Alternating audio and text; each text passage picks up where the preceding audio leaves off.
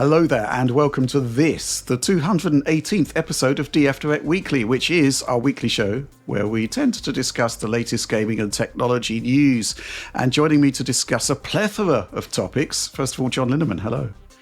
A plethora, you say? What is a plethora, would you say, Rich? An array. Various news topics. Myriad topics, even. Okay, then. Yep. Mm-hmm. And also Oliver Mackenzie. Hello. Yes, Rich. It's a handheld rich week, if you'll pardon my pun. So I'm Indeed excited about that. I'm excited to talk about the brand new game from a certain GTA producer. Absolutely. And with that, let's crack on with our first news topic. Okay, so our first news topic of the week, it is the release of MindsEye from developer Builder Rocket Boy and produced by Leslie Benzies, the man who was credited for GTA, amongst other things. This release... well, basically, it was characterized by the fact that there was no review code given to anybody whatsoever, seemingly, which generally tends to suggest that the developer/publisher does not want it to be seen before it goes on sale. Well, having sampled a small section of it myself, I can kind of see why. John, you've been playing it on you've played it on both PC and console at this point, right? So on PC, well, you've got a pretty powerful PC, and I think you also tested it on the PS5 Professional. Correct. Yes, I've experienced this game in all its glory on both of these platforms. I admit I couldn't stay away. It's fascinating. These types of releases are so uncommon where you just don't know what you're going to get. You can kind of presume based on the circumstances, but there's so much mystery around it. Maybe that's part of the marketing. I don't know. But yes, it's, oh boy. So this game is both horrible but also good at the same time, if I will. Okay. It sucks and it rules at the same time. What do I mean by that? This is effectively a B-tier PS2 game with the wrappings of a mid-generation PS360 game.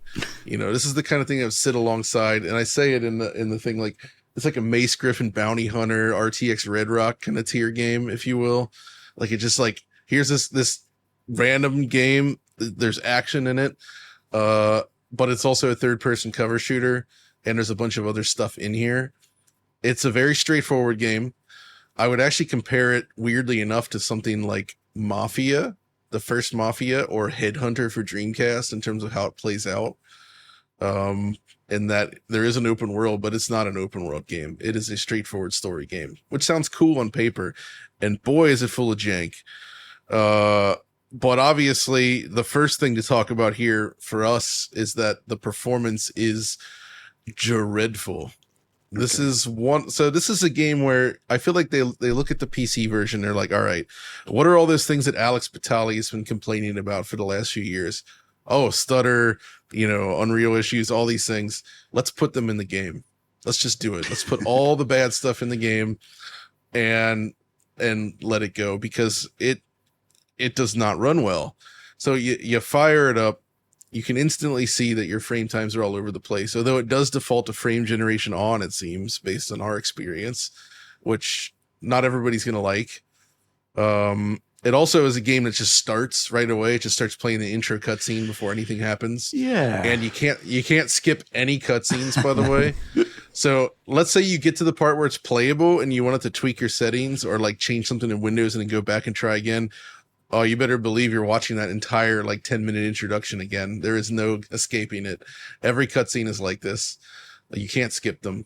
They do look amazing. I must say the cutscenes are actually really good when they're not breaking, but you can't skip them. I think it's a heavily CPU limited game, and based on certain behaviors and things in the game, I feel like the developers looked very closely at the Matrix Awakens demo and said, let's do that. Right. Let's do the things in that game, because all the things that are in the Matrix demo are in this, including the weird performance hiccups. Like when you crash a car, for instance, it has that gigantic performance spike. And I think, Rich, you can talk more about your experience on a more mid-range PC in a moment. Mm-hmm. But I had very unstable frame rates with very poor frame times. There's lots of glitches that occur. Like, you know, I just walk outside at one point and there's just a dude in a truck doing donuts in the parking lot, but then he tries to run into a security guard, but then he gets stuck and he's just spinning his tires and trying to reverse, but then he gets stuck on another security guard and he just kind of goes back and forth forever. There's a lot of that stuff. If you hit certain main characters with your car, it causes the geometry to break apart. Like the whole, like the triangles just stretch out. It looks like a GPU breaking. So you don't, that's not good. The PS5 professional version as well, it targets 30 frames per second, but when you're driving around the world, it's more like 20 to 25, which is very PS360, if you will, because it also has screen tearing, which Rich might be nostalgic for based on all those years testing PS3, well, more like 360 games. They were more likely to have tearing, and boy, is there a lot of tearing in this game. So I don't know, man. There's stuff in here that's kind of fun, and the core mechanics seem okay, and the cutscenes look good, but boy, it feels like it's like still years away from release. It reminds me of like when you would get one of those leaked alpha builds of a game that's not supposed to be out. Right. And you feel like you're playing something you're not supposed to be playing. So it has this like there's a certain buzz to it because of that, but then you realize it's like a retail product and you're like, oh wait, this is not good. Right? Yeah, I mean, basically, I decided to play on a mainstream PC, Ryzen 5 3600 RTX 4060, which is essentially what Alex uses for his testing for a mainstream build, right? You know, it's kind of like a very old CPU, and although it's hotly contested, an entry-level GPU, a modern entry-level GPU. Let's not get into that whole oh no entry-level GPU argument that we had for the Doom, the Dark Ages debacle, but here it is. And yes, performance is pretty poor to begin with. 1440p balanced mode. I initially chose the high setting once I got into the game, even though it says the PC itself recommends that I should use medium. I wanted to try high because typically Unreal Engine 5 games, there's a big gulf from like epic settings down to high, and high is generally all right, you know? And DLSS balance mode at 1440p, it's hardly like super high internal resolutions here. But man, the frame times are just trash. I don't know what's going on here. I think highly CPU limited is probably the best description for it, generous description for what's going on here. But I mean, you know, just looking, I was like dipping under 20 frames per second here. Holy crap, this is really, really bad. You get into gaming and it seems to be a bit better. You know, just that initial bit where you're walking along the sort of... See, that's the thing, Rich. That's one of the best running areas in the game. Okay. There's a section where it's a high-speed chase, exactly like the Matrix demo, by the way, and where you're driving through the city and shooting dudes, and that I could not believe how badly that was running on my PC. It was just like offensively bad. You were like, oh, this is unplayable. Okay. Like I had to stop after that. So I got to the bit, first of all, where you get into the buggy, right? And things just started to go pretty wrong there after the cutscene. And so I thought, well, okay, you know, let's be generous to the game here. For high settings, I might be overcommitting VRAM. There might be all manner of stuff. So I went back into the menu settings there, and I'd say that the settings are pretty poor. Alex would be complaining about that as well. There's no sort of preview, no explanation of what they're actually doing, no VRAM meter. And then switch to medium, or rather I pressed the customize button where it's supposed to say, you know, okay, this is what's best for your PC. And, you know, just trashy frame times again. And there's this weird thing, again, similar to the Matrix Awakens, John, where if you're in a vehicle and you hit another vehicle at high speed, you get a gigantic stutter.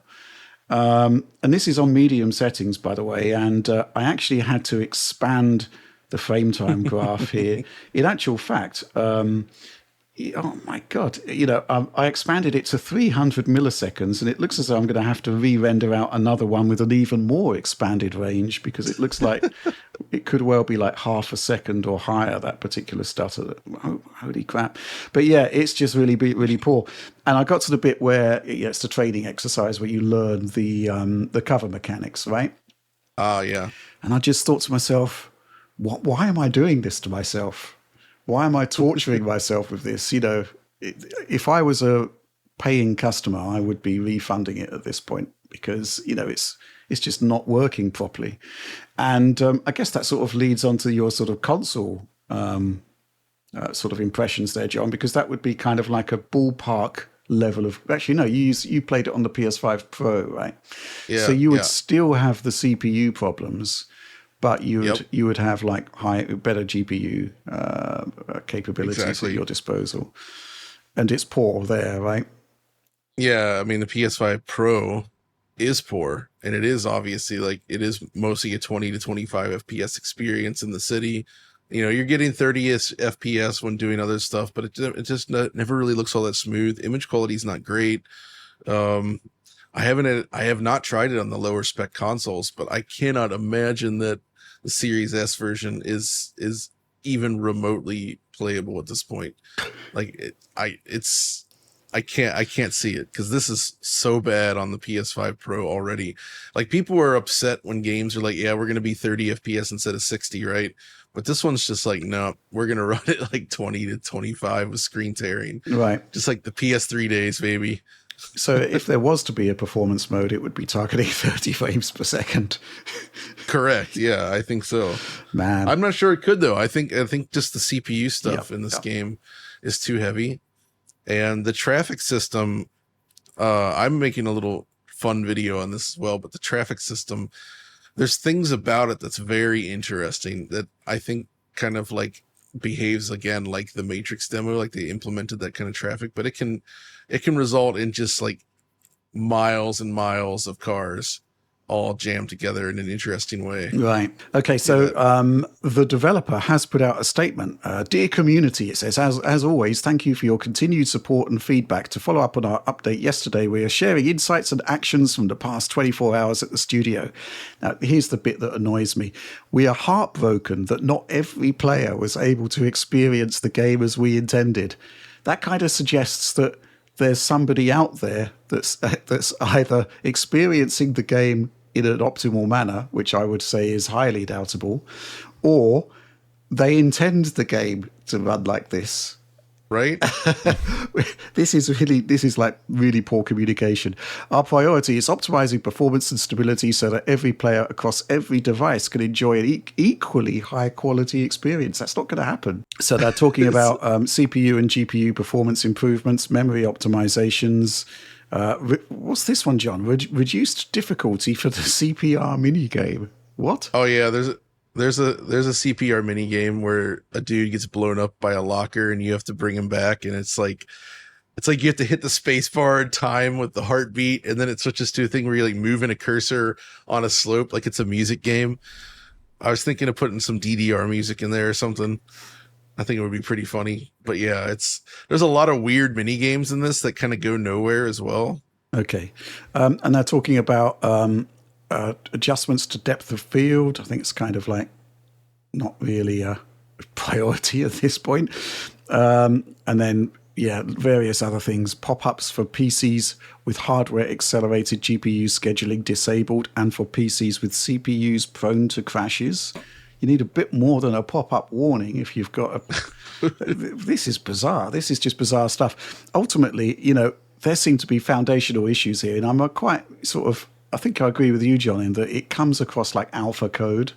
Stuff is there. It works to a certain degree, but it needs, it's like months or even a year away from shipping. They freaking knew this, though. That's the thing. Like, there's no way the guys working on this didn't know. And I'm sure they were screaming out to everyone, like, please delay this game. Like, it is not ready. And this is almost like an I told you so kind of moment. Yeah. Mm-hmm. Yeah. I don't know what you think about all of this, Oliver, but it's not a pretty picture, is it? Well, I just think this whole thing is like very poorly thought out in almost every respect.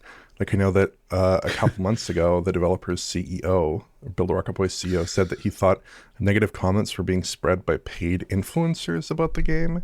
That's just always a very odd sentiment to hear before a game launches, especially in this kind of state. But frankly, even when we evaluated the trailer that released about 3 months ago to Sony State of Play, it did not have a very good level of polish. Like, the animation quality was poor, the frame rate was all over the place.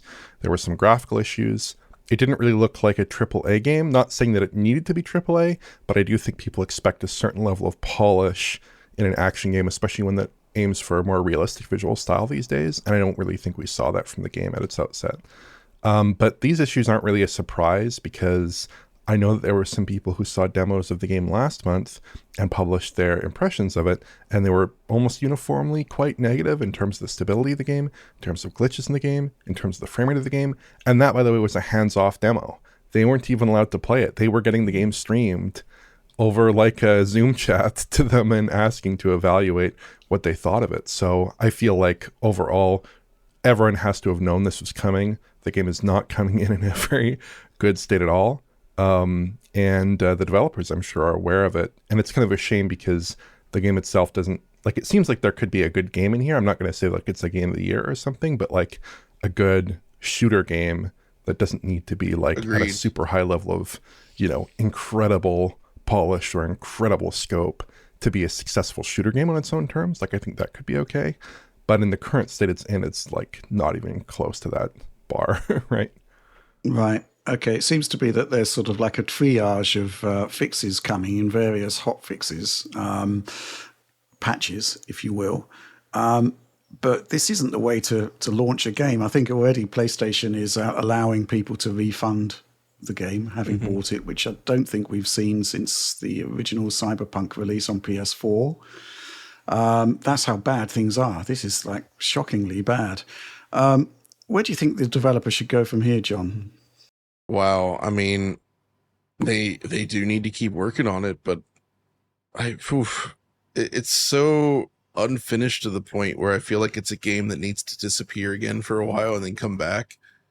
I don't think that they can afford to do that necessarily, but you know, we've seen stuff like that before where it's like, all right, we're the game is like being recalled or whatever, like we're done. We're going to come back in like X amount of time and hopefully have something better. Right. Mm-hmm. Like it's that point where I actually think there is some fun stuff in here, and like I like some stuff about it. So I would like to see it actually be finished properly. So I think it could be it would be nice. Like, I'm sad that they weren't able to achieve their goal here, because I think I like these kind of like this sort of action game thing that it is. Like, they're fun. It's not trying to be a giant, like, complex open world style game. It just uses an open world as like a backdrop for a linear action game, right, with some fun storytelling. But because it's not a Cyberpunk, because it's not a big RPG style game, I think that makes it harder to sort of justify doing that, because the game itself is not that long. Like, I don't know. I mean, they can just kind of continue to work and improve it, I guess. They got to do something, though, because in its current form, it's just not going to cut it. Got a couple of supporter questions. DarkRod99 says, "Hi DF, I was wondering, given how underperformant MindsEye is on consoles and on PC, do you think if the team developed its own internal engine, could have the game looked and run much better? Or do you think it's possible to make a GTA style game with Unreal Engine? Or is this type of game much better executed when an internal engine, with an internal engine?" Well, I think ultimately, you know, coming up with a sort of open world engine isn't just something you could just magic up out of nowhere. Probably makes a lot of sense to use something like Unreal Engine. I don't know if you agree with that, John. 100%. Yeah. I mean, creating your own engine is a gigantic endeavor, and it requires a lot of time, money, and engineering talent to do it.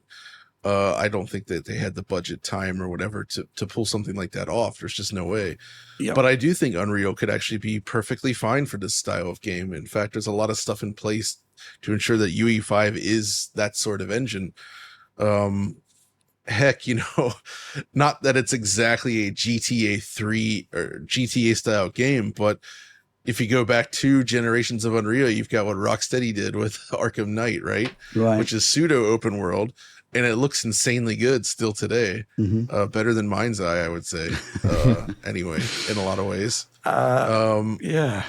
I think that this is perfectly possible to do a good open world game on Unreal Engine like this, but clearly these guys weren't able to do what needed to be done to get it running well. And Dissector asks, is MindsEye as good as Lich Dom Battle Mage and Biomutant? Biomutant doesn't deserve No, but I mean, we poked fun at because of the audience asking for it. Yeah. It's a fine little game, and Lichdom Battle Mage is not actually like a bad game. If you play it on PC, it's perfectly fine. It was just the console port was astonishingly poor. That was the funny part about it.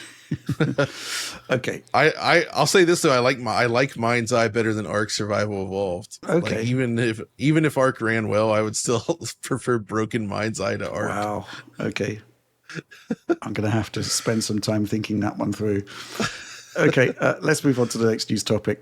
Not much to actually say about Switch 2 news-wise this week, except that it's looking like being one of the biggest, if not the biggest, console launch of all time. 3.5 million units sold through in 4 days, according to Nintendo. It is officially the fastest-selling Nintendo system ever, and there's been various analysts saying it could be the fastest console launch ever. Oliver, impressive stuff, right? Yeah, I think this is interesting news overall. I'm glad to see that Switch 2 is resonating with audiences to a large degree here. But there is one big caveat to news like this, which is that consoles almost always sell out at launch, and that quantity sold isn't really an expression of demand, it's more an expression of supply, because demand almost always outstrips supply. Like if you look back at the Wii U launch, that console also sold pretty well in its first few months. Not nearly as well as this did, but there are examples in history of consoles selling out during the launch period and not succeeding well later on. But I think Nintendo has done a pretty good job trying to match demand with supply, though, because they've been assembling units for months and months, which may be in part because of a delay to the console's release. We are not quite sure, but internally, apparently there was a delay from 2024 to 2025. I think they've done a really good job. Like I was at a GameStop for the Switch 2 release, and there must have been 300 people in line, but they had at least 300 consoles because everyone in line got one, and it took like 6 hours to clear the line.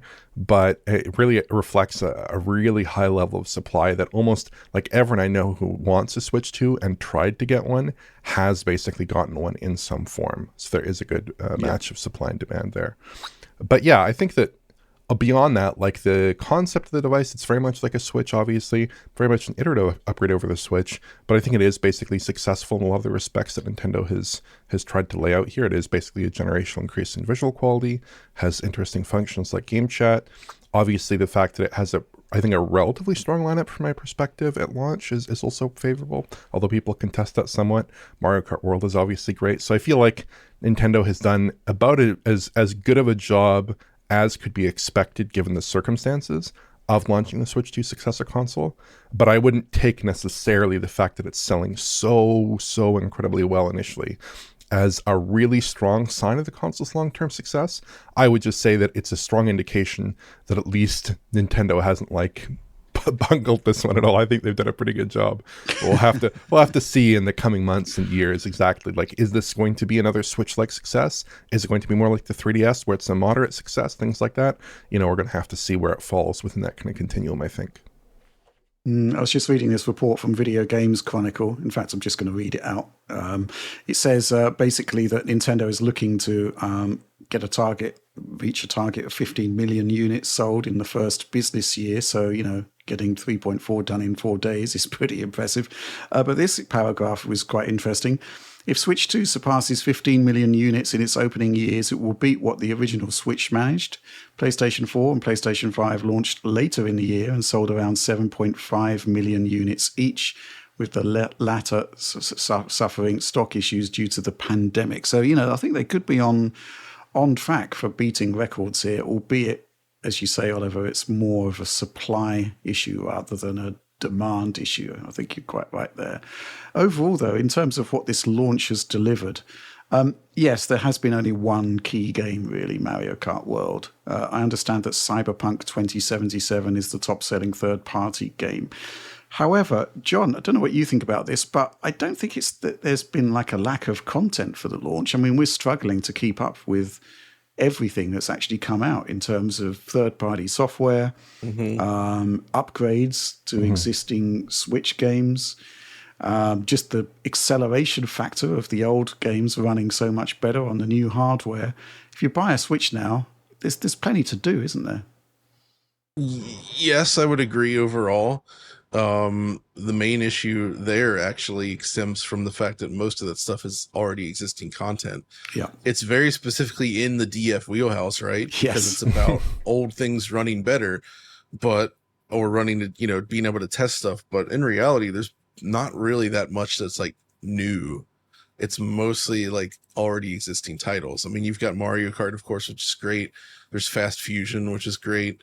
And a few other little things like that, but not much that's original. So in that sense, it's a weaker launch than usual. And I guess the big concern and whether they can keep the momentum going is, what does the future look like for this? Because with the original Switch, they had an absolutely amazing like first year of like the game plan with just like big stuff like coming down the pipeline, right? Like the fact that they had both a new genre defining Zelda game at launch, which was also on Wii U, but whatever. And then they had like a brand new 3D Mario game later in the year, along with all those other titles, Splatoon 2, ARMS and various other things, and lots of original third party stuff scrambling to get on there. It was a very exciting period where this time I feel like the game plan going forward isn't as, it's not as clear in terms of like where we're going next. And I've also kind of gathered, from, I guess, secondhand sort of information here, but like that Nintendo's been a little bit hesitant to allow developers to even release versions of their games for the Switch 2. Like, oh, maybe this is better off as a Switch 1 game still. So I feel like there's going to be a little bit of a dearth of content just for the Switch 2 coming forward for a little bit. That could become an issue. Like, I don't think any of this is going to affect the real long-term success of it, but it feels like it's off to a less exciting start than the original Switch was. Okay. And we'll see where that goes from here. And because the Switch 2 needs to be a success, I think, for the health of the industry at this point. There's a lot riding on this. It's not just Nintendo's success. Like, a lot of companies are looking at this, and if the Switch 2 were to not succeed in a big way, it could spell real disaster for the games industry as a whole, I think. Yeah. Mm-hmm. Oliver, 3.5 million units in 4 days, which essentially, as I understand it, beats out every PC handheld since the Steam Deck came out in 2022. I mean, they are very different things, even though there is a certain degree of crossover, right? Yeah, I would expect that with the PC handhelds, it's much more about targeting the enthusiast market. And I'd also, by the way, think this is probably the case for the upcoming PlayStation handheld that's been so heavily rumored as well. I think that it's much more about extracting more value out of the same group of customers, but not creating a fundamental split in terms of platform. Like, we're continuing to support the PC platform, or we're continuing to support the PlayStation platform. We just have another console or another device on which you can play those games. So I think it is a bit of a different market.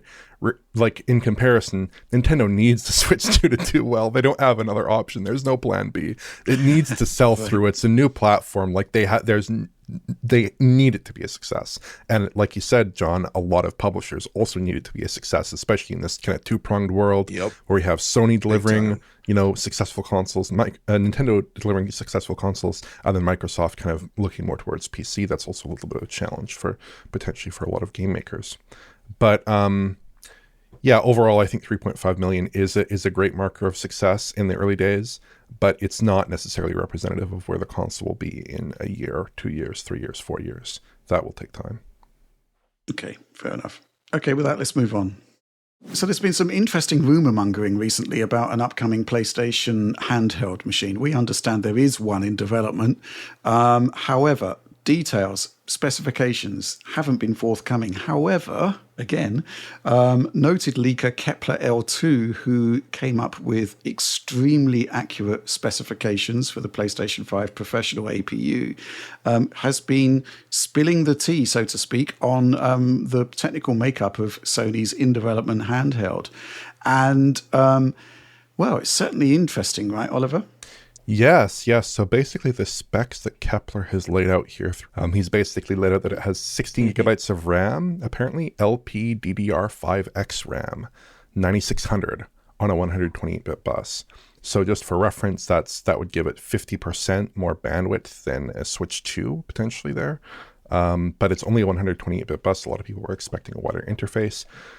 It has a 16 CU GPU, apparently, presumably from, the AMD's next graphics architecture family, presumably UDNA there. It has 16 megabytes of MALL cache, memory access last level, which is kind of conceptually similar to Infinity Cache. I know that Strix Halo has, I think, 32 megabytes of MALL cache. So that is helpful, presumably, for helping to deal with that bandwidth deficit, because it does have a big bandwidth deficit relative to the PlayStation 5, relative to other extant current generation consoles. But yeah, it is interesting there's no LPDDR6. I kind of assumed that would be in the package just because of the rumored launch date for LPDDR6 products. But in terms of the specs relative to a PS5, because this is kind of mooted potentially as a portable PS5 system, you're looking at about 1/3 the memory bandwidth and some fraction of the GPU shading power. Just for reference, that configuration in terms of the CU count and actually the ROP count would be just exactly half that of the 9060 XT. And we have no visibility in the CPU, but presumably, of course, RT would be a lot more efficient than the PlayStation 5 design per CU. It would have good ML acceleration, presumably for next generation PSSR and next generation PSSR technologies, right, from Sony there. And presuming UDNA is at least as efficient per CU as RDNA 4, those CUs should be somewhat more efficient than the CUs contained in the PlayStation 5. And it would be servicing, of course, a lower res screen. I'd presume maybe a 1080p panel, not a 4K display. That's another really critical difference. On paper, a lot of the specs look quite similar to Strix Point, but the better architecture will presumably make a big difference. We're still looking at a 16 CU design. We're still looking at a 128-bit memory interface without LPDDR6. There are some points of commonality there.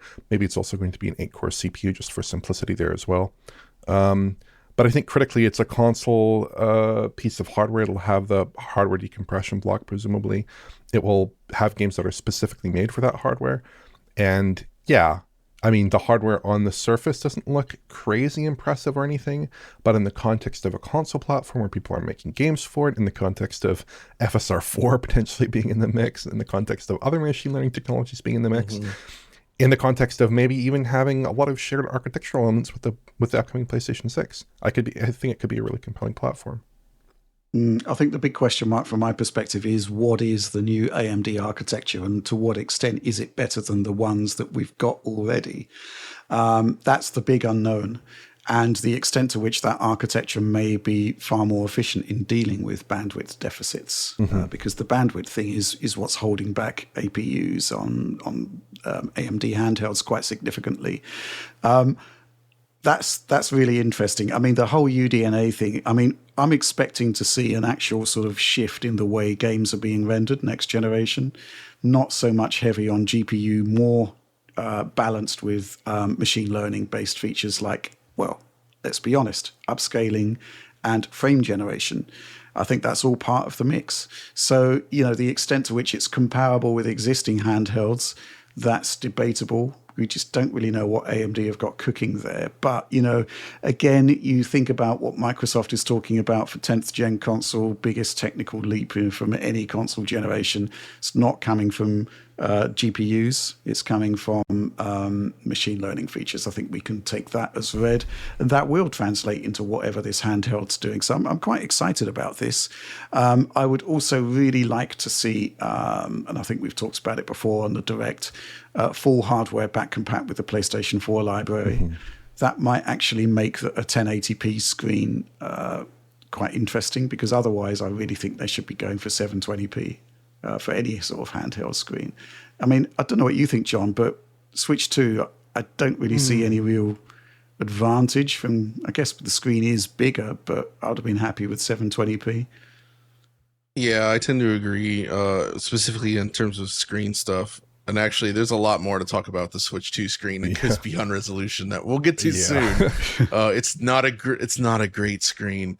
I will say that at that size, upscaling lower resolutions to 1080, it's not as aggressively bad as I might have expected. It's kind of okay in a lot of cases, but I think the issue, I guess, facing anyone in this space is like display availability as well. Like, if depending on the size they want to target and the specs they want, if they want VRR and all that, like maybe that type of OLED panel isn't currently being made, for instance, which could be a limitation. So But I don't know. I'd actually be fine enough with 720p target, as we've seen from plenty of other devices at this point, that when you're at that size, 720p looks good, and it saves a ton on pixel cost for the GPU, which starts to make the concept of this potentially more doable. Like, again, we don't know enough about what this is going to be to say, but I could envision a platform that somehow essentially it's like it's like the inverse of what the PS5 Pro is, where developers also target this handheld with their games. But the problem there, I guess, is like, I don't see how you could run non-patched games from PlayStation 5 on a portable hardware like this either. So they'll be patched. Yeah. There's no doubt about it. But like all of them?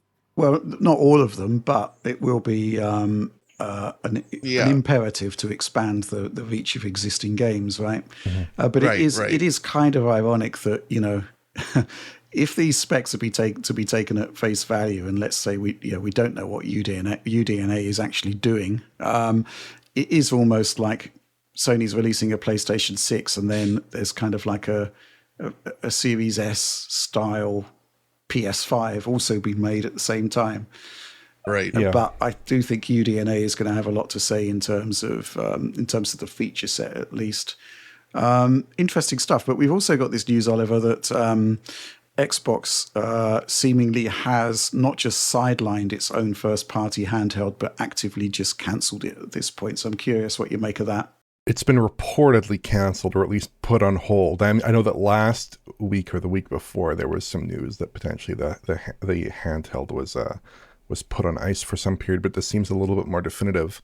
But I mean, ultimately, I don't think the concept of a portable Microsoft-made Xbox handheld makes sense if it's just another Windows device like the ROG Ally X. The Xbox ROG Xbox Ally X, or ROG Xbox Ally. Sorry for messing that up. Clearly they aren't waiting for their own device to ship, and Asus will do a great job with manufacturing and design as well, because they have, such a great lineage of PC handhelds at this point. They're very good at the hardware. And Microsoft seems to have been involved in that hardware design process as well. So it does seem to be like a Microsoft co-designed product. If Microsoft did want to make a proper quote-unquote Xbox handheld with a full Xbox OS and a platform, an Xbox platform, Xbox game support, I think there is value in that. But in this form, would there really be value in that for Microsoft? I'm not so sure. But if this is the route Microsoft wants to go, then I do think it makes sense. As long as it's just a Windows box running Windows software with this level of accommodation in the customized version of Windows that they are using, I think that probably could be good. Again, I'd like to see a lot of movement for Microsoft in that front to get it like more close to parity with SteamOS. But as long as Microsoft is going down this route, I think it makes a lot of sense for them to focus on OEM hardware that's not from them, because there are a lot of people competing in the PC handheld space, and a lot of them are making very compelling devices at the moment, and Microsoft isn't one of them. So I suppose going with one of those companies makes a lot of sense. What do you make of an Xbox handheld there, John? Man, what do you make of anything Xbox right now, right? Like, they're in such a strange transitional phase. I really just don't even know at this point. And if they're really moving towards this sort of like full Windows focused console design spec, I mean, they're clearly working with partners already, right? And the Asus stuff is just the beginning of this, I'd say. So I can kind of see why Microsoft would be looking at getting out of basically the hardware business, so to speak, right? Not completely, but working more directly with partners instead. Because ultimately, I mean, their business, Xbox has become a publishing arm more than anything, like the biggest publisher in the world, perhaps, if not one, so it's all about just getting their games wherever they can get their games. And Xbox is just part of that rather than the focus. And, when looking at all that, when thinking about where they are in the market, I feel like that doesn't make sense anymore for them to spend too much time on their own bespoke hardware in the same way that they used to, the subsidized platforms, so to speak. Yeah, I mean, they do have a 10th generation console coming. They have confirmed that. Sure. Sure. But beyond that, I mean, the question is what's going to happen for 11th gen or whatever, if there is even an 11th gen. And the other question, I've been thinking a lot about in the wake of the Final Fantasy 16 thing that happened last week, where they just released an Xbox version out of nowhere. What happens with the next generation there? Because if the next generation Xbox is effectively a Windows PC, how can a deal be made with Sony for exclusivity without freezing out the entire PC platform? It can't really be done. I don't see. Yep. I mean, what would Sony do? Stop Square Enix putting it on the Xbox store? Well, people would just get it from the Steam store. There's no point. There's no point actually having any kind of limitations there whatsoever. So I'm very curious how that's all going to pan out. And, also in terms of the competitive landscape, I've still got this theory that Final Fantasy 16 is a PC port, which may explain some of the suboptimal things that Oliver pointed out. I mean, somebody pointed out to me that I don't know whether this is true, Oliver, that the cutscenes stutter in the same way that they do on PC. I'm not sure which again maybe have pointed to a PC port there. I don't know, but ultimately, how are you going to distribute this thing? Are you just going to freeze it out from the Xbox marketplace? What does that solve if they can just buy it somewhere else? I think there are probably some ways to figure out whether it's descended from the PC port fairly easily, because some of the cutscenes that are real time on PS5 got pre-rendered for PC. So presumably if those changes are carried over to the Xbox version, I imagine you could figure that out. And if I had a little bit of time, a little bit busy at the moment, perhaps I could figure that out. But there are some ways to figure that out. Anyway, lots still up in the air there. But for now, let's move on. Okay, this week saw the release of Stellar Blade on PC, a PC port for massively successful PlayStation 5 game. It is indeed stellar. You loved it, right, John? I loved it. Yeah, it's great. Really good game. And it's nice to see it's actually seems to have picked up some momentum on PC, which is interesting, bearing in mind that a lot of other PlayStation ports haven't quite maintained that momentum. Now, the question is it any good? Alex is very, very busy. We don't have time to do a full review. I have, however, taken a look at it, and I did test using the mainstream setup again, the Ryzen 5 3600 with the RTX 4060. And I just played the first couple of levels. And typically, I think it's fair to say that if there were systemic problems, foundational problems with the game, it would, maybe 80, 85, 90% chance probability that those issues would immediately present themselves on a PC like this. There is a fundamental issue, which I will address, but I will say that the game seems to be running well on PC. And this was a major concern of ours, principally because it's Unreal Engine 4. And Unreal Engine 4 games on PC historically have not done particularly well. And I'm sure Alex could go into a lot more depth about that. I seem to remember at one point him saying it's great for demos, but that was kind of about it. Stellar Blade, though, it seems to be running well. You're getting very, very good frame rates. Again, I've chosen 1440p balanced DLSS here for settings.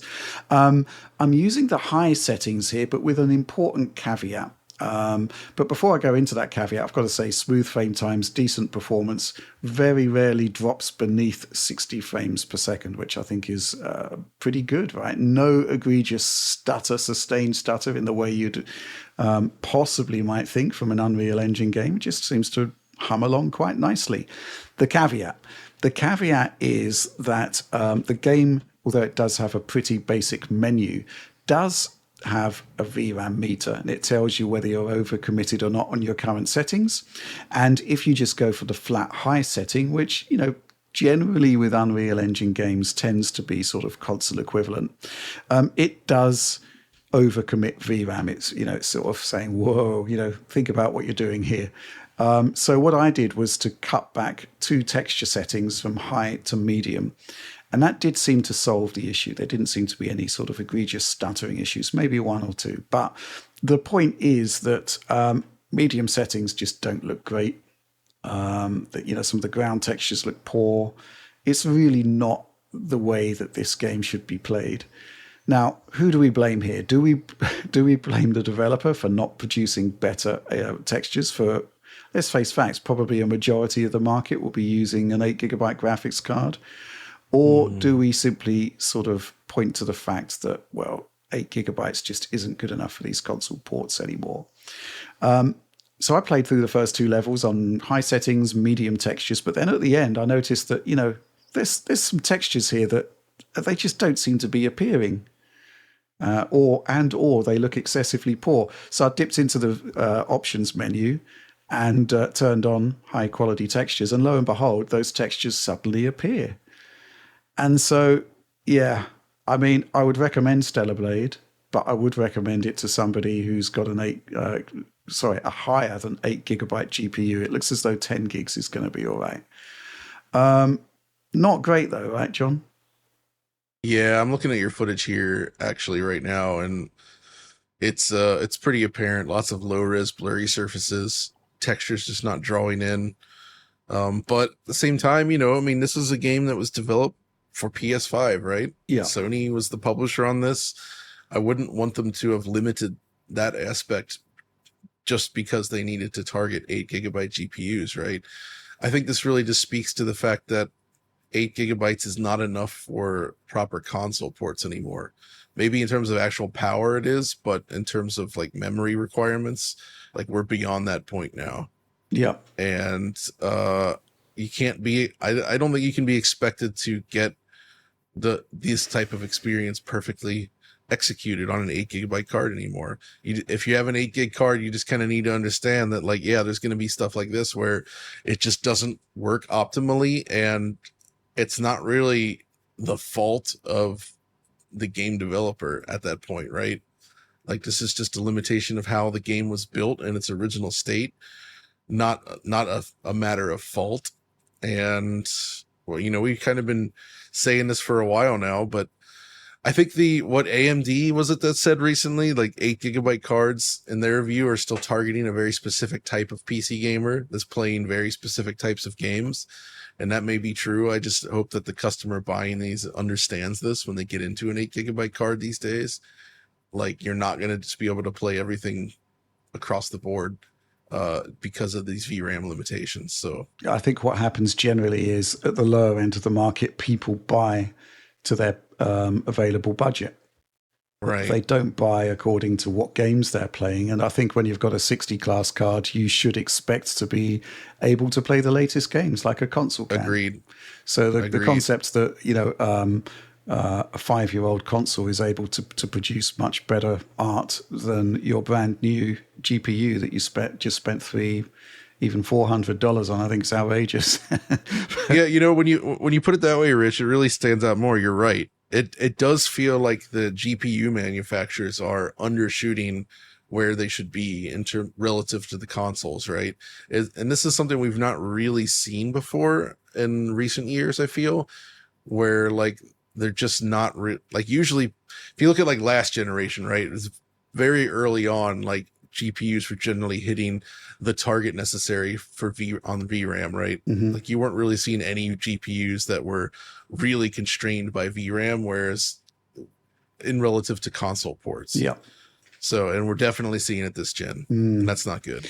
I'm reminded of a conversation we had with a senior executive at Gamescom last year, where they asked us where we think games are being targeted. What's the target platform? And we said consoles, and they said mainstream PC. Do you remember that conversation? Oh, yeah. I do vaguely remember that last year. And the contention was that it's actually mainstream PC that's the target. I still think it is the console space. Stellar Blade, obviously a console exclusive, but we see so many AAA games now, or games using latest technologies that are requiring the use of a non-mainstream GPU to get all of the finery of the console version. So I'd still say, yeah, it still feels like consoles generally the target. And I mean, obviously doubly so with anything that was initially exclusive to consoles, right? Yeah. Mm-hmm. Oliver, what's your thoughts on all of this? I mean, I would certainly echo John's sentiments there. I think the textures are rough, but ultimately this is a case where the consoles have a certain spec.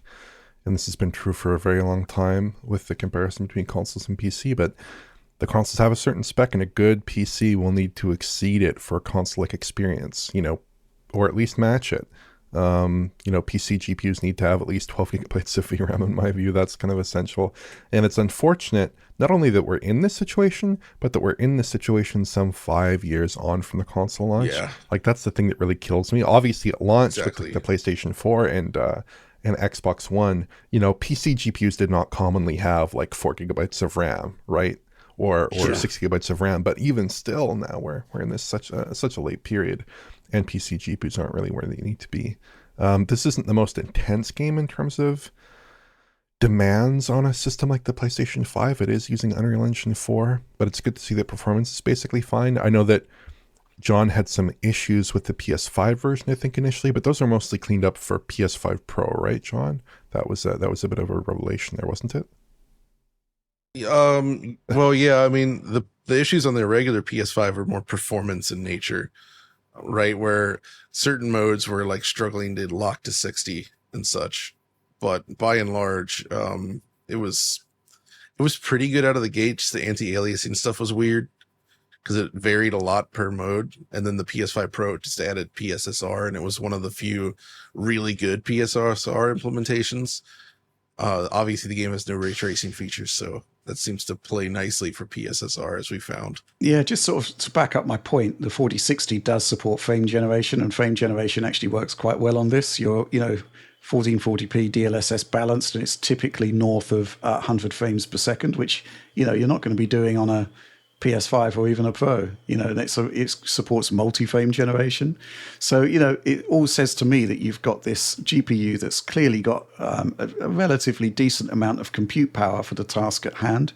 It's got features that can take you beyond the console experience, but you're going to have to put up with ugly textures. That's kind of where I'm at with Stellar Blade PC. Good port, but you've got to have a decent amount of VRAM to enjoy it at its best. But with that, let's move on to our next news topic. Okay, well, John, take it away on this one. Retro Afterplay. This is something we've wanted to cover for a while. We're covering it now. Tell us all about it. Yeah, so this is something that's kind of interesting that caught my attention. And obviously I'm a big guy into like actual like retro games on real hardware, right? But emulation is also awesome and important. And RetroArch and all that has been around for a while, but there's some limitations there, of course, as always.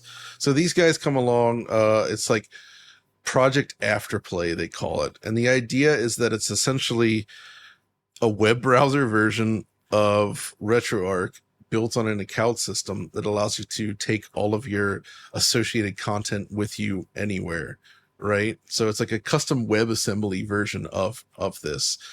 And it's like, let's say you put a ROM into the service, you log into the account, you drop a ROM in there as you want. You can start playing it in your browser on a PC, and you can full screen it and make it look just like you would expect.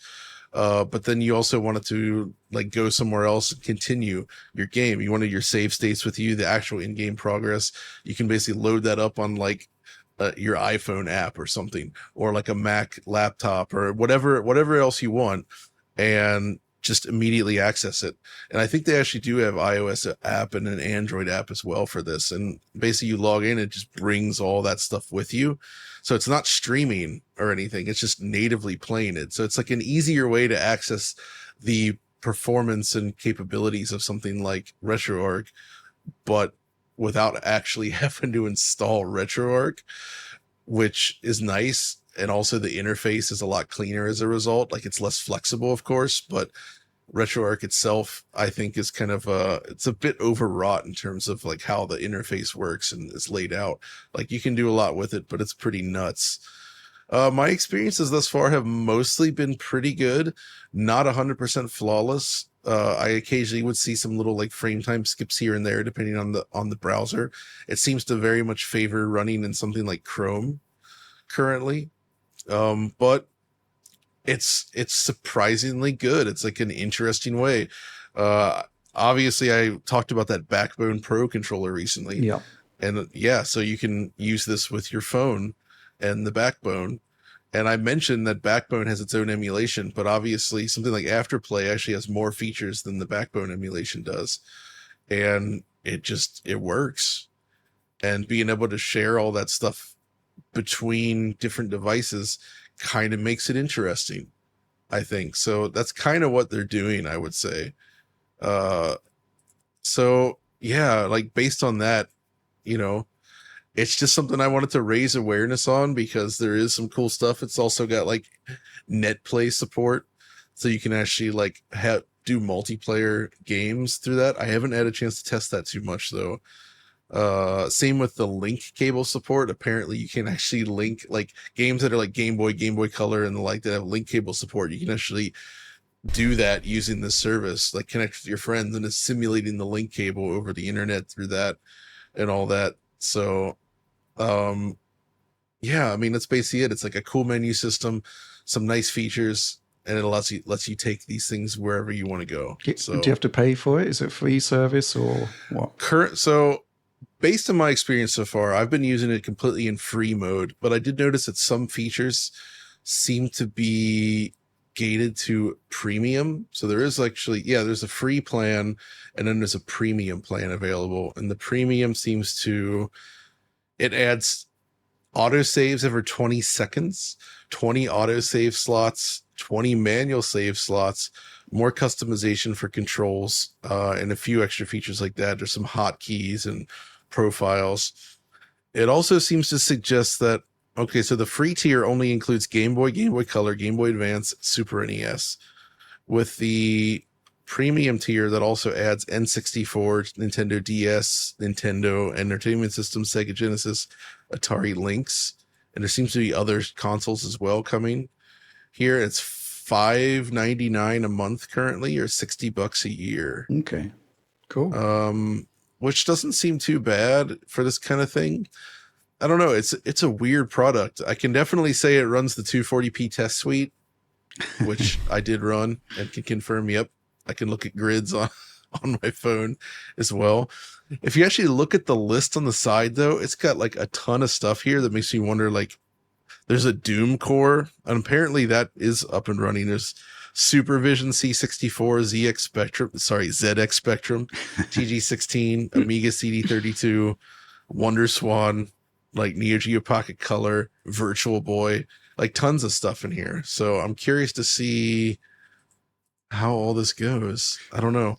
Either way, it's a cool little project that I just wanted to mention because it's neat to see this sort of like underway. And oh yeah, look, they actually do highlight it so that some of these PR Boom specifically is added, and a few other cores that were added recently. So they've continued to map this out. That's pretty awesome. So it's a browser-based RetroArch, right? But you still have to supply your own ROMs, right? Correct. You basically, so like I'm here now on the Afterplay menu. You basically click add a game. You select your console and then hit add a game, and you literally just drag and drop the ROM into the browser. Right. Okay, but you have to do that on it once you've got your account set up. You need to do that on every device that you're going to be using it on. Well, so I think the idea is that you can add a game on one device and then it should show up on the other. Right. Okay, got it. Interesting. So, yeah, I've mainly just been experimenting here with the PC version so far. And yeah, I can just drop them in. It has a recently played one with your current save state. You just click on it. Basically, you go to the web browser, you just click on it. It just immediately comes back up where you were, which is pretty nifty. Nice. Good stuff. So, yeah, fun little thing. Retro related. Okay. Check it out. Good stuff. Let's move on. Final news topic of the week. And this is something, again, retro related, John, which I think you're still staggered and amazed by it. What's going on? My God. Okay. This is absolutely nuts. So, all right. Mortal Kombat 2, huge fighting game. Absolutely awesome game, but one that I would say has never truly received a great home conversion. It received good home conversions, but not great. Part of this was down to like when the initial consoles came out. Well, the consoles that it initially came out for, Super NES, Genesis, and the like, they were not going to be able to handle this game correctly. So they're naturally going to be watered down. But then we got Sega Saturn and PS1 versions, although I think the PS1 was only in Japan, that were also just not nearly as good as the arcade version. They were missing stuff. The sound was nerfed. There was a lot of loading, just not great stuff. And then comes along this guy that goes by 3DO HD, who just randomly dropped. He's been working on it for 2 years, but he just dropped the full version of Mortal Kombat 2 for the 3DO. So the 3DO, the Trip Hawkins platform, many people identified it as Panasonic, but there was the Sanyo Gold Star models as well. But this was a system that existed between like Super NES, Genesis, and like PlayStation. And it didn't live that long because it launched at a very high price. But one thing I would say is that back then and now, so as somebody that owns a 3DO, it's actually sitting right under there, under the TV. It always struggled with 2D games. Most 2D games in the system run at 30 FPS or worse. Capcom did manage to get Super Street Fighter 2 running at 60, but it has plenty of slowdown, and they took out the parallax background, so it only has the line-scrolling floor. And Samurai Showdown was like 20 to 30 FPS. Crystal Dynamics did that. Gex was 20 to 30 FPS. I never thought highly of the actual 2D capabilities of the system. So it surprised me when I played this version of the game with the arcade sprites and backgrounds. They're huge on screen, by the way, because the actual resolution is a little lower than the arcade, so the sprites look gigantic. And it just runs at a perfect 60 frames per second. The loading times from a burnt disc, no less, is super quick. Like, it's almost as fast as the cartridge versions of this game. There's no pausing when Shang Tsung transforms at the end, which was also outstanding. There's a ton of modes and Easter eggs in here. Like, my favorite is like, there's, the babalities from Mortal Kombat, right? Mm-hmm. There's one you can do where it's like, it turns them into Gex, and it's like babality ? And it gets replaced with reality using the Panasonic like REAL real logo in there. And of course, Gex being kind of associated with the 3DO, it works. It's a deep cut for 3DO fans, I would say. But I mean, what can I say? Like, having such a smooth, pause-free 60 FPS port of a game like MK2 running on the 3DO like this, I genuinely did not think the 3DO could do this. This is so far beyond anything that we have ever seen on the 3DO in terms of 2D performance that it's staggering. Wow. I kid you not. Like, I could not believe it when I was playing this for the first time on my CRT here. Like, the sound, the presentation, the fluidity, it's honestly like mind-blowing for the 3DO. And it is now, I would say, the best home conversion of Mortal Kombat 2 to date. On the 3DO. On the 3DO. Or the 3DO, as we used to call it back in the day. Yeah, wow, I don't know what to say. It's kind of random, isn't it? It's kind of the sort of thing that it's kind of amazing that it's happened, but there's no real reason for it to have happened whatsoever, really, is there? No, it's just the guy that made it freaking loves the 3DO, and he's like, I'm going to make this. And he did. I guess his name is Sean, actually. Yeah, so Sean. This guy called Sean, man, he's got a little Ko-Fi thing up as well. Like, this is one of those times where I'm like, okay, I want to support this dude because this is just incredible. And I hope it stays up without issue because, man, just what a brilliant piece of software engineering. Yeah, but it's kind of baffling because, to come up with a 2D engine that basically outperforms anything that ever came before on that particular platform. Baffling. I know. Oh my gosh, I forgot about the Trip Hawkins thing too. The whole toasty thing they always did in Mortal Kombat. Mm-hmm. They got one like that, but it's Trip Hawkins popping up. It's so full of stuff like that. And yes, it is baffling how they were able to build this. I genuinely didn't expect it. And it makes me want to look more deeply into the 3DO homebrew scene right now. If anything, it's clear that the 3DO had a lot more grunt to it than we expected. I mean, there was a Tomb Raider home conversion. I guess they ported OpenLAR to 3DO. It's not super smooth, but it's still playable. I actually think that with this release, we're seeing a 3DO that stomps a hole in what the Atari Jaguar could do. Wow. Sorry, Jaguar fans. And frankly, the fact that it outdoes what we got on PlayStation and Saturn is even more impressive because those versions had more loading, and due to memory limitations, like on Saturn, it looks good, but it's missing so much of the sound in this game. Like the sound is completely neutered. It may as well be mute.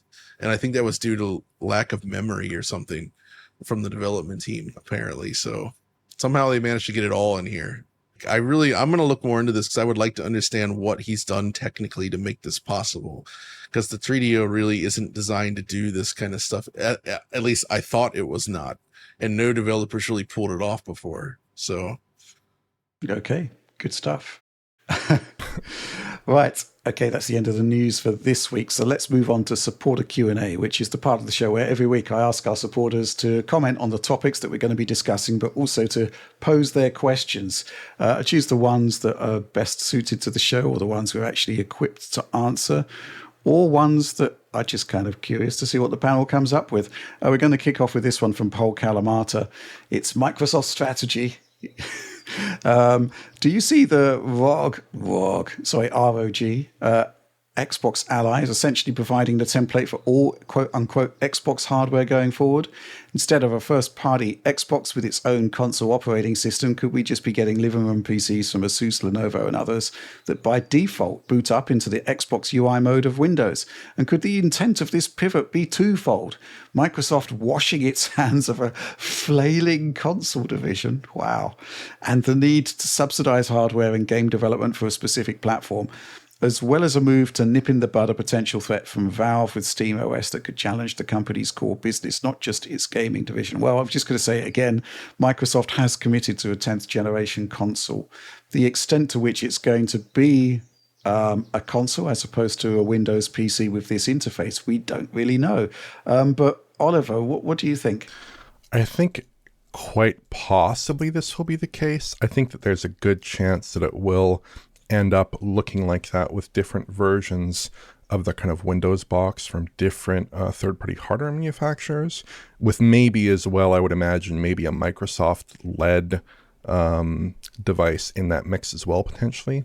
And then there would have to be some standardization of the spec. I don't know if they would all be using the same SoC. That would make it seem kind of like very redundant, but there would be some standardization, I would suppose, of the technical architecture of that console, whether it's based around maybe an AMD UDNA design or something, and then different price points and different specs within that family of architectures. There could be a lot of approaches that they would take here. But I think that is a very plausible future, and perhaps even a likely future for what the Xbox 10th gen Xbox will look like. And I would hope that by that time, Microsoft solutions for running these games will improve quite a bit, that it's a little bit more like SteamOS, and that it ends up being a very performant and acceptable way for people who are used to Xbox consoles to enjoy those games, because I don't think it will be exactly the same level of stability, exactly the same level of ease of use that a console offers. But I also think that a lot of Xbox gamers could probably be enticed to move on to this effort if it offered corresponding benefits like access to Steam, right? Like the ability to scale games well beyond where consoles are currently. There are a lot of advantages potentially to this approach. So it's kind of, if Microsoft can nail it on the interface side and somehow get Windows working in a format that really, really works well as an alternative to a console, I think they could have a hit on their hands. I also do think that third-party hardware manufacturers will probably be involved in some capacity, as we're already seeing with Asus with the Xbox Ally. Mm-hmm. John? Yeah, I mean, I kind of echo what Oliver's saying on this as well, but this seems like a good guess, I would say, in terms of where they might be going. Like you said, Rich, though, we don't know. They have confirmed the 10th gen, but we don't know what that actually means. But I feel like this would be a smart pivot for them, because it would essentially mean that they're still getting the games on their own OS and their own platform, but developers no longer need to create bespoke Xbox versions, as it were. Like maybe still optimized settings for Xbox, but not like a full separate build that's not based on the PC version. Yeah. Which I think would be very appealing to developers, right? Because it would definitely sort of be like, hey, you don't need to do all this extra work. Just adapt the work you've already done on PC to our platform. Yeah. Right? Yeah, I think the optimized settings thing, we had a kind of glimpse of that with the Xbox Ally reveal, where they were saying that there would be settings assigned to groups of hardware with similar performance levels. So I guess, you know, you would have an Xbox console group almost, or the Right. or the 10th generation Xbox would fit into one of those groups, so to speak. I think that's probably what they're aiming for there. I think long term, I think it's probably a good idea because, well, you know, Phil Spencer's talked about the end of the subsidized console model. And if you're not going to be producing one in the fullness of time, then, you know, why not co-opt yourself into the existing PC ecosystem just by having a really good version of Windows out there? I think it just makes sense. And also, you know, there's a lot of advantages for end users. I mean, I'm still sort of chuckling at the whole, you remember when PlayStation 5 Pro was announced and everybody seemed to be wanting to spec up a PC with equivalent performance. And the way they were doing that was kind of by, you know, taking advantage of a competitive market. And, you know, when an old piece of GPU technology, for example, is end of line, it tends to get a price cut. You know, it's a sort of competitive landscape that just doesn't really exist on a console and could actually facilitate users to sort of roll their own hardware, so to speak, when they might have been traditionally buying a console. Also brings in all of those tens of millions of pre-built software. Pre-built PCs into brings those into contention as quote unquote Xboxes. I think that's probably the way things are going to end up.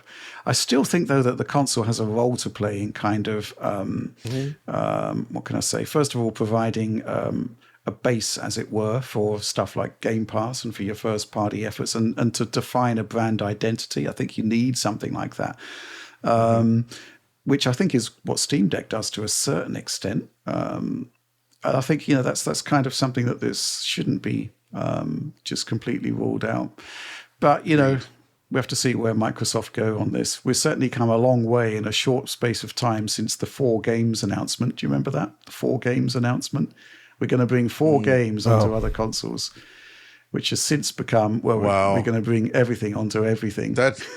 It's wild to think that single moment, how much change that has resulted in for the Xbox brand. I mean, Xbox today is completely different than 2 years ago. Yeah. Like it's unrecognizably so. It's a completely different thing. The funny thing is, of course, that the 4 games announcement was kind of made necessary by leaks of what has turned out to be the full strategy. You know, crazy stuff. Anyway, let's move on. This question comes from Rusty Steel 777. Hello, DF crew! Exclamation point. Been pleasantly surprised at the performance gains of many OG Switch games running on Switch 2, especially on some of the ports that had DRS and unlocked frame rates. That said, a lot of these games still suffer visually from being, well, Switch games. It's something I raised last week.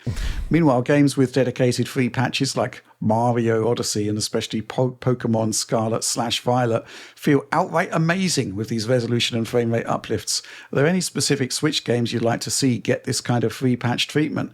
Personally, I'd love the Xenoblade games to get a resolution bump to allow their world and art design to shine even brighter! Exclamation point.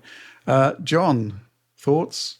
So yeah, obviously I would agree with, you know, the Xenoblade games. I would like to see them actually updated properly. Especially knowing how poor the image quality could be in portable mode on Xenoblade Chronicles 2. That was not great. I would like to see the sort of odd one out Kirby Star Allies updated, because this is a game where you get like a 60 FPS main menu, but then the game drops down to 30 FPS. And I always felt that was a huge bummer for that game. And I would like to see a 60 FPS mode for there. Yoshi's Crafted World would be cool to see running at a higher resolution, because that was an Unreal based platformer that ran pretty darn well, actually. Curiously, it's the same developer, Goodfeel, as Mameda no Bakeru, which I mentioned is like one of the biggest upgrades. That game ran like garbage, but it runs at 60 FPS now, whereas Yoshi's Crafted World was always 60, but the image quality was very low. So that was not great. That would be a good one to upgrade. Oh, what else would be interesting? The original Daemon X Machina. That's actually getting a sequel soon, right? And I think it would be cool to see that actually updated to take advantage of the original Switch, sort of in preparation for the launch. as well as Metroid Prime Remastered and Metroid Dread. Metroid Dread, especially given it's already pretty high res and smooth on Switch 1, I would love to see them update that to support like full 4K even, if they could. Yeah. Things like that I think would be a really nice improvement. Also, Princess Peach Showtime, I don't think that's been updated yet, but that was also a 30 FPS platformer, which is not something I love. So having that at 60 would be a really nice thing to see. Stuff like that I think would be nice to update. Yeah. Oliver?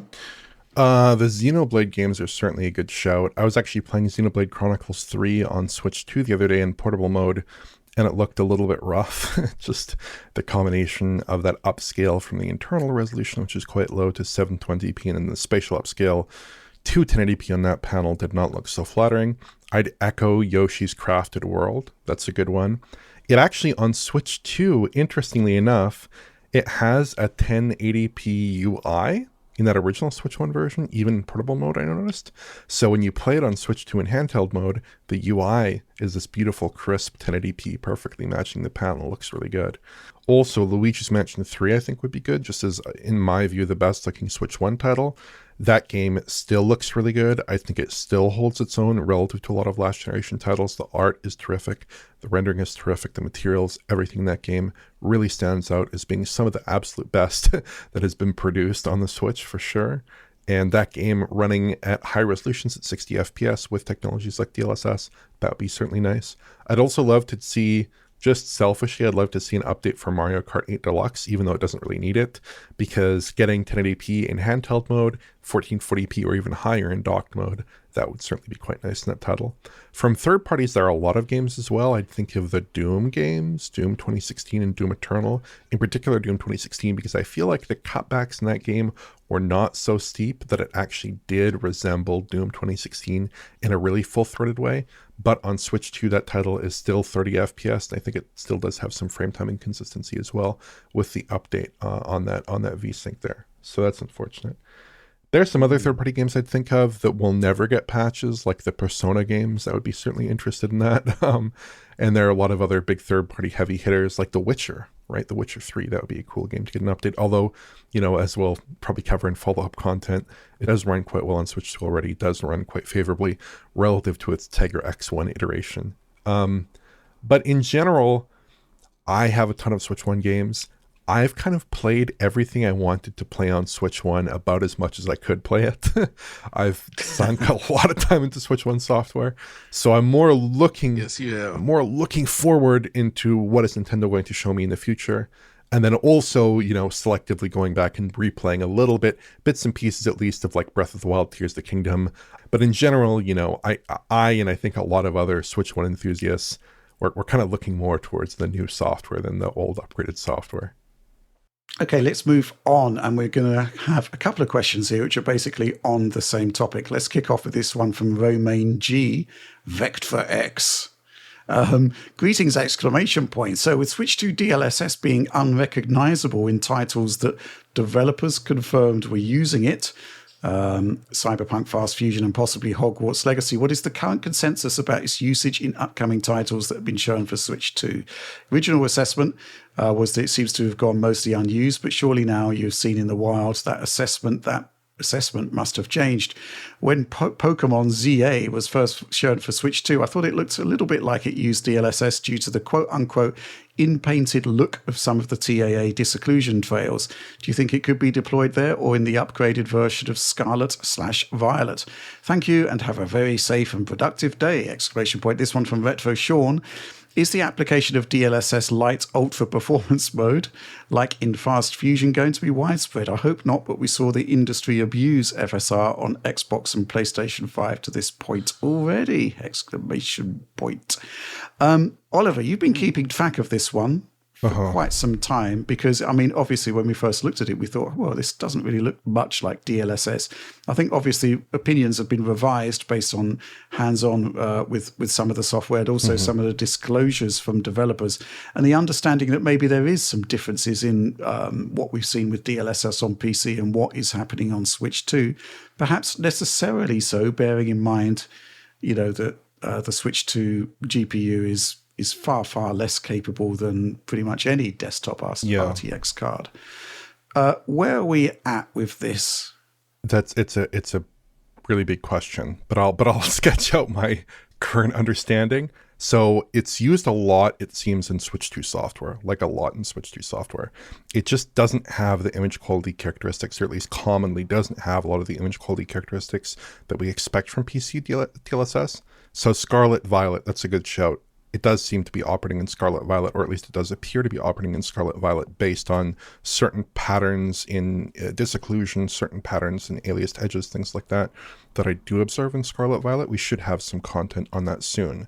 But to me at the moment, it looks like there's at least one version of DLSS, on Switch 2 that is very lightweight, the supposed DLSS Lite that people were speculating about prior to launch, because there are some strong image quality commonalities between titles like Fast Fusion, Hogwarts Legacy, and Scarlet and Violet. But it does seem to be extremely cheap because, like in Fast Fusion, they're using it to go to 4K. But then curiously, if you look at Cyberpunk in particular, that to me does look a little bit more like PC DLSS. So this is a bit of a moving target, and we're going to have to, I'm sure, spend a lot more time analyzing games and perhaps talking to developers and things like this before we have a really firm idea of where Switch 2 lies with DLSS.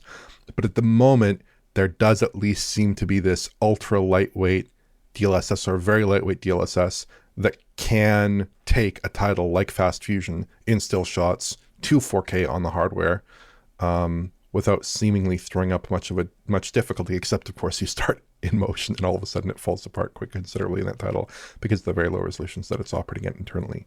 So yeah, I think that certainly there is a lot of promise here, and certainly DLSS does seem to be quite widespread on Switch 2 actually.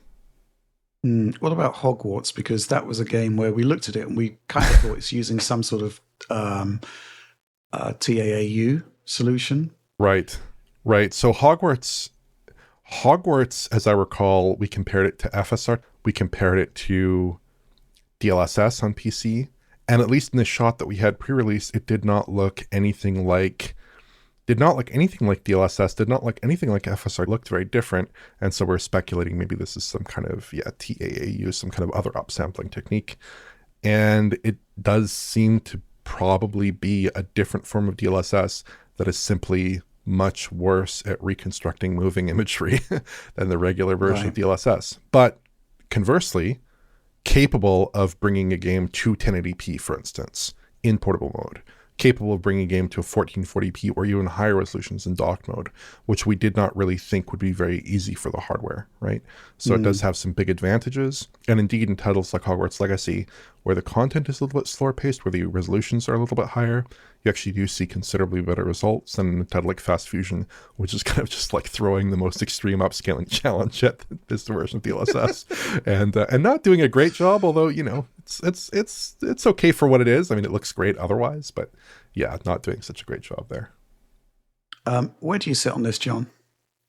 Oh wow, that's pretty complete there, Oliver. But yeah, my main experience has obviously been with Fast Fusion, and like you say, it's a pretty abusive of poor DLSS. I think it's like kind of one of those worst case scenarios where they're taking a very low pixel count, just doing so many effects on top of it and running it in such a game that's this fast. Like there was almost no hope. In fact, it makes me very curious to see though, like what would this look like if you threw that low of a resolution at the modern PC DLSS 4, right?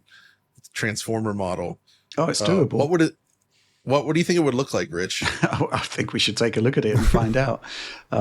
We'd have to find a game that has a similar amount of speed as Fast Fusion. But I think it is to the point now where you can actually specify with the NVIDIA app the percentage input native resolution. So we can give it a go. I would love to see the visual evidence and like Occam's razor, what's probably happening. I mean, one thing we have discovered is that there are various, just like the PC version, there are various models of DLSS that developers could use.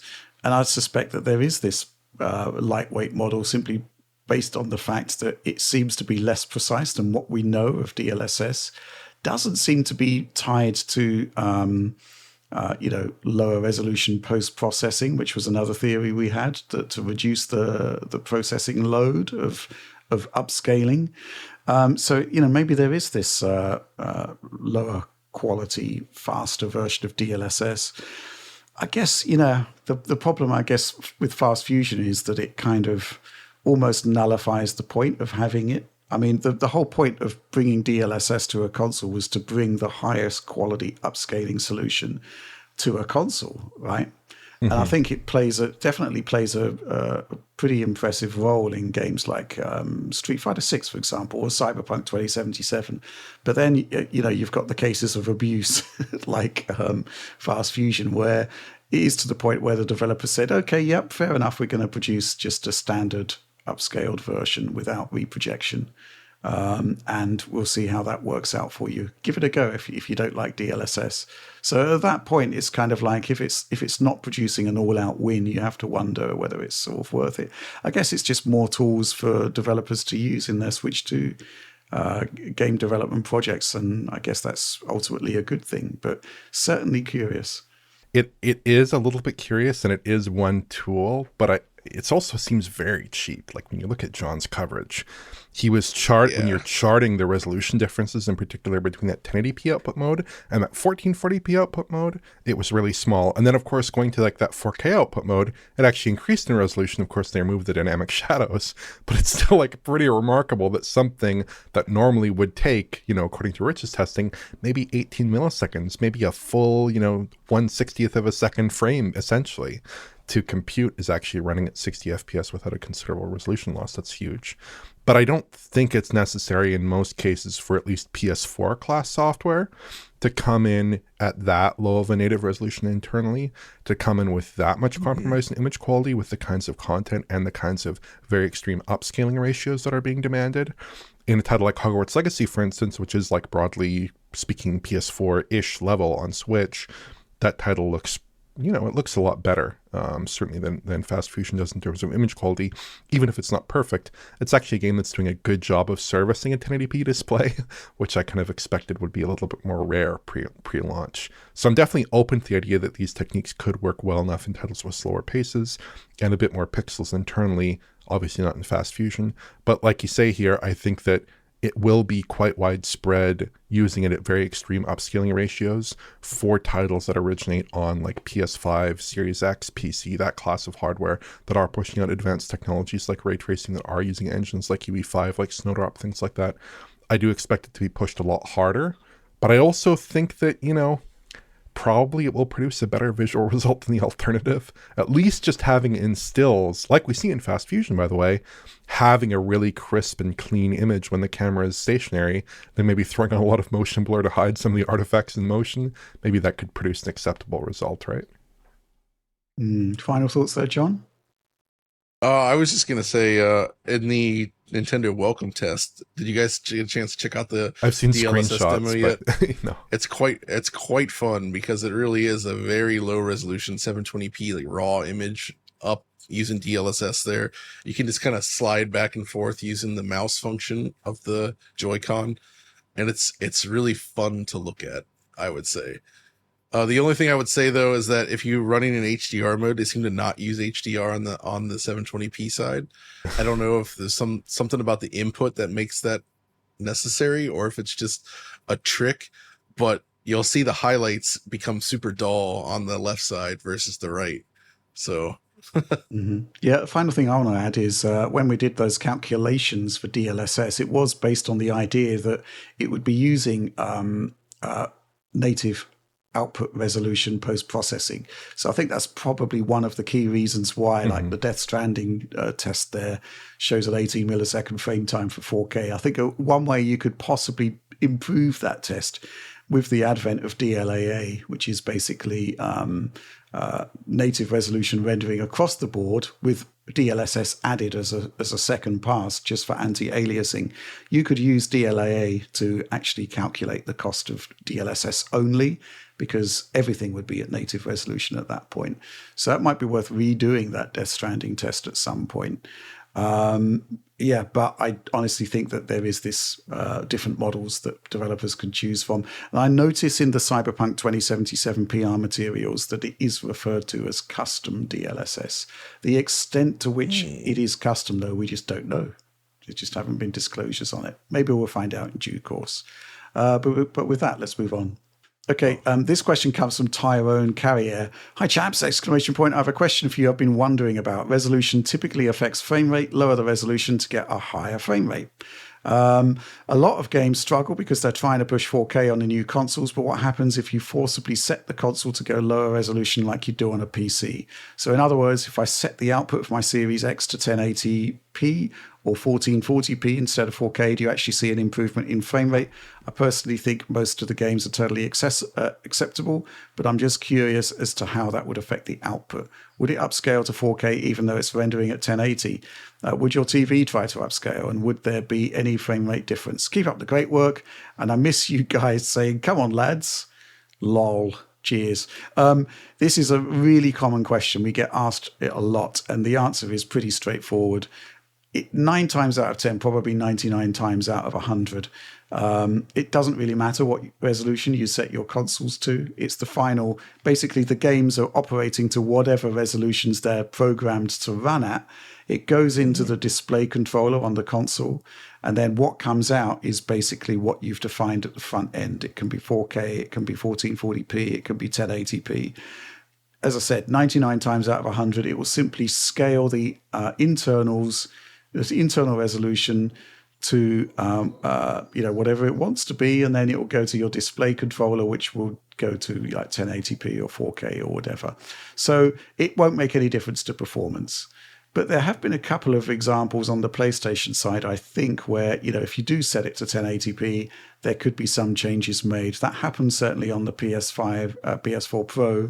Red Dead Redemption 2 is the classic example there. You've got 2 separate modes depending on whether you're at 1080p or 4K. I think there might be 1 or 2 games on the PlayStation 5 that do it, but their names escape me at the moment. But ultimately, if you want that kind of control over resolution to improve frame rate, you kind of have to go to PC, really. I don't know if it's... Or the PS3. the PS3. Has a ton of games like that. Yeah. Mm-hmm. Yeah. Not particularly relevant to the latest AAA fare, but I get your point. Yeah. Just saying, the triple's always relevant. And there was some 360 games that did the same thing as well. That's true. A few. Yeah. Mm-hmm. I have some potentially, interesting news, possibly bad news for us, which has been reported to me, which is that Welcome Tour demo you're discussing, John, the one that you take a 720p image to 4K. That actually apparently depends on your display output resolution. So if you load up that demo with your output set to 1080p, it'll be upscaling 360p to 1080p. If you're at 720p, it'll be upscaling 240p to 720p. So that's an instance where the software has some awareness of what the display is running at, and it is actually modifying the internal resolution in quite an obvious way, in a way that's even communicated to the end user. So that's something we might need to look out for on Switch 2, because at least Welcome Tour does change its configuration depending on what resolution of display you have connected to it. Wow. Oh boy. Crazy stuff. I think ultimately, though, we're probably going to be capturing at 4K, and I guess we just have to wait and see what happens there. Okay, let's move on to our final question. I'd always like these kind of what-if questions that come along, because they do sort of make me chuckle. This one in particular comes from The Shadow Map. Could Microsoft have bluffed their way to success with the Xbox One? Sony's 2005 E3 presentation wasn't a reflection of what developers could actually achieve with the PS3, but it successfully cemented in the public's mind that the PS3 would be the most powerful console of its generation. When games actually shipped on the PS3, the results were often far less impressive than what the Xbox 360 can do. Yet those real-world results did little to move public opinion that the PS3 was the most powerful machine on the market. Could Microsoft have adapted this strategy with the Xbox One? Is there a scenario where Don Matrick could have said the Xbox One was the most powerful console of that generation and proved it by showing pre-rendered fake demos framed as real gameplay? Perhaps he could have claimed Xbox tech superiority by pointing to the cloud, which actually, John, they did do. ESRAM, Yep. or even the second GPU hidden in the power brick. So on the one hand, John, the concept of bluffing your way to success, I don't think it's going to happen or would have ever happened. I think there would have been major legal ramifications. But at the same time, that Sony 2005 E3 presentation does exist. It did, at the time, completely blow Microsoft's presentation out of the water. But at the same time, there were dissenting voices saying, come on, guys, this isn't real. Come on, lads. Lol. What do you think? But what do you think about this? Oh, man, I don't think they could have done it specifically because of the PS3 scenario, right? Like Sony kind of, it's actually twofold. There's a couple things. First of all, the PS3 scenario had already happened. People wisened up to this. Second, we'd already had plenty of quote unquote bull shots, sort of these fake demos along the way. And I think right around the time of Xbox One and PS4, there was also the very recent memory of stuff like the Watch Dogs demo, which people were already starting to become skeptical of, because when they showed the game again, it was suddenly way less good looking. And like, wait, what happened here? But the big thing I think is that PS4 and Xbox One launched at the same time, whereas Xbox 360 and PS3 did not. And right away, because they launched at the same time, the comparisons would be out there, and Microsoft couldn't really prevent that. You had a lot of those, like, people would have seen it right away. Like, I remember when the news first started coming through, like, wait, Battlefield's like 720p on Xbox, Call of Duty 720p on Xbox, and it's higher res on PS4. Like, the second that starts happening, like, any narrative that they could have tried to spin up would have been shot down, and it probably would have reflected even worse on them at that time, because I don't think the power was the big concern when the Xbox One was revealed, right? Like, I think people didn't even know, like, they just kind of assumed when it was announced that it was going to be similar to PS4. Right. And it was more all the strategy around the games, the TV stuff, the game sharing stuff, like all of that stuff is what blew up the Xbox for them. That's what caused the problems. So it was never really a thing about power. It's just that the power thing ended up becoming more of an issue once the systems actually launched and the Xbox cost more than PS4. That was not a good look for them at the beginning, and that definitely stuck. Yeah, I mean, I've got some thoughts about this, but I'm curious to hear yours first, Oliver. Yeah, like you mentioned, they kind of did with the cloud stuff a little bit with that Crackdown 3 Destruction demo, quite famously. That kind of did end up looking, that was a bit of a faked demo, so to speak, or at least it did not materialize in the finished title. But I don't think they could really bluff their way to success, because it was such a similar console to the PlayStation 4 in so many ways, and it was immediately obvious that it was weaker. Like John said, right away in that early software, I don't really think they had a compelling story to tell in terms of, here is a special technology that differentiates our hardware. Here is a reason, like Sony with the Cell, famously, right? That our console could deliver a better experience. And that was pretty evident from the jump, especially when they were emphasizing things like having terrestrial TV pass through and functionality like this and connect. They were not really talking so much about GPUs and power bricks and cell processors and things like this. But in the end, it's interesting you bring up the PS3, because in the end, I think Sony did achieve some very competitive looking titles, some incredible looking titles in that generation of console hardware. But I think largely in part because they had a really good first party stable of development studios that spent a lot of time trying to extract as much performance as possible out of the Cell to bring it up to closer to parity in some respects with the 360, which was probably a superior hardware design. And Microsoft did not have that large first-party contingent of software, with the exception of a few titles like the Forza games and like, Gears of War 3 titles like that. So in the end, on that generation of console hardware, Sony did achieve a good result, albeit much less compelling than those initial, MotorStorming Killzone 2 demos and whatnot. But just through having, a really strong set of partners to develop console software on. I mean, to answer the specific question, could Microsoft have bluffed their way to success with Xbox One? The answer is no. If you go back to the context of the time, even before the machine was actually revealed, the specs were widely leaked. And, ultimately you looked at them, you compared them to the PlayStation ones, and well, what can you say? It was the same architecture and a smaller GPU on the Xbox side. And there's the whole question of what's going to happen with the ESRAM, stuff like that. And it wasn't looking good. Secondly, there was kind of leaks of developer sentiment where they weren't particularly happy with it. They were happy with the PlayStation 4. Again, similar things kind of happened with Series there. But then we had the reveal where it was probably one of the most calamitous marketing exercises of all time, where, ultimately, they didn't have answers to very simple questions, particularly about how the, game sharing was going to happen, or, the concept of what you're actually buying when you go to a shop. What value does the disc have? If it's actually tied to a digital license. They didn't have good answers for that.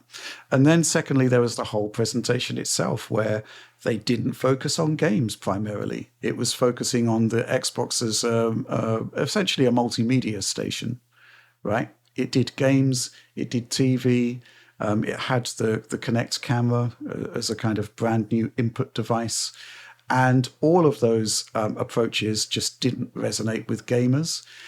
And to be fair to Sony, they just doubled down on games and producing a technology that makes it easier for developers to get access to all of the horsepower.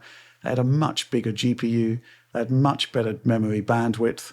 But otherwise, it was very similar to the Xbox. But they, obviously they did have those first-party developers focusing, concentrating on that hardware. It paid off big time. And yeah, I was just thinking back actually, John, to that Battlefield press event. It was quite funny because, Tom was there and on site. He'd figured out that it was 720p on Xbox and 900p on the PlayStation. And it was quite funny that a lot of the influencers were coming up to him saying, yeah, it doesn't look quite as good on the Xbox. What's going on? But he didn't let on to anyone. But people could tell the difference, right? That's the key point. So they couldn't have bluffed their way to success with Xbox One. What they did do is regroup, and they came up with Xbox One X, which was by far the best console of that generation. And ultimately, when you look at what Xbox One X is doing, it's a repeat of the PlayStation 4 formula. It's, huge GPU, no crazy ESRAM stuff going on there, just fast, GDDR memory. Yep. And it was a massive hit. They doubled down on 4K when 4K was actually a meaningful difference. You could have anything up to a 5 times increase in resolution between 1X and One software. It was better than the PlayStation 4 Pro in just about every sort of quantifiable metric. It was pretty great. So, yeah, you can't really bluff your way to success, I don't think, anymore, as amusing as the conceit is. But at the same time, I am thinking about how, marketing can be quite successful. That E3 presentation, it was kind of wildly debunked. And by 2006, when the actual PlayStation presentation arrived at E3, there were obvious issues with it. I think it's fair to say. Yeah, what can I say? You couldn't really do that this day and age, I don't think. But I do think there was that perception, definitely from the Cell, that the Cell was providing something that we'd never seen before in terms of performance. And even now, a lot of ex-PlayStation 3 developers kind of really miss it at its approach from a certain perspective. Yeah. And in terms of the way marketing cuts through, obviously, the claim was shot down in flames. But I'm just thinking back to that CES from NVIDIA, where they said that the 5070 is as fast as a 4090, had 4090 performance. It obviously didn't check out. The reviews comprehensively demolished that claim. But at the point the claim was made, you could see people were picking up on it and repeating it. And, I'm just wondering how effective that was. It's an interesting sort of thing about the power of marketing there. Anyway, That was the final question, therefore the end of the show. So please do like, subscribe, share on the off chance you enjoyed it. Ring bells for notifications, that kind of thing. DF supporter program, please join us there. Please support our works. Crucially important. Early access to this direct, early access to a bunch of materials actually. News updates from the team. There's a lot going on there. But that's it for this show. Thanks for watching and supporting Digital Foundry.